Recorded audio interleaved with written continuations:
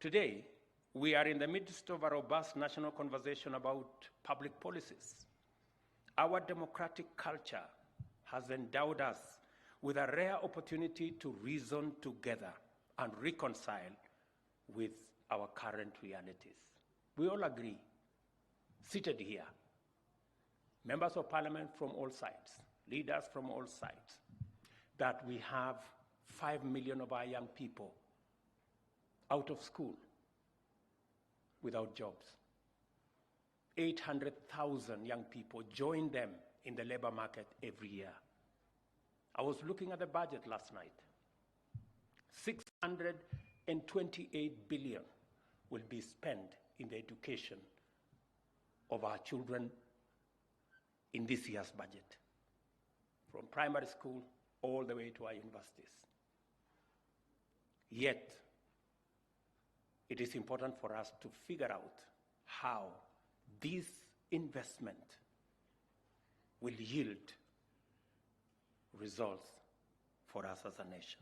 We all agree that our manufacturing, which we anticipated would go from 9% to 15%, has instead gone backwards to 7%.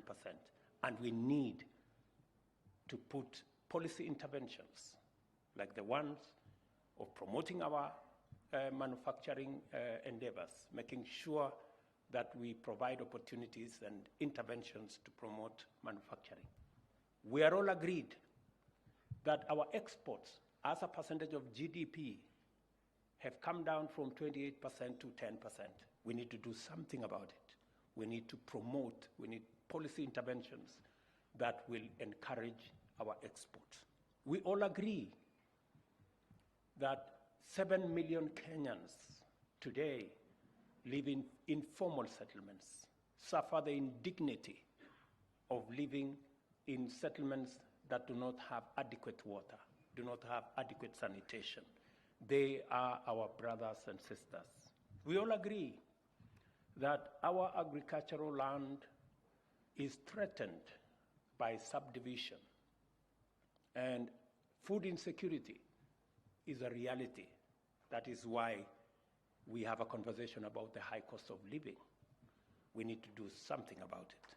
We all agree that borrowing is not the way out of our current situation, that our debt has increased from about 4 trillion to 9 trillion in 5-6 short years. We must reconcile ourselves to that truth. So, as we participate in this important debate on the finance bill, let us ask God to open our eyes and enable us clearly see real choices that we have to make. And I want to remind you the words of Daniel 11:32 that say, even in the context where we are, Daniel reminds us that, but those who know their God, they will be strong and they will do great exploits. Living within our means requires us to work with what we have. You remember Moses. He was confronted with a situation. God asked him, what do you have in your hand? And you know what he had in his hand.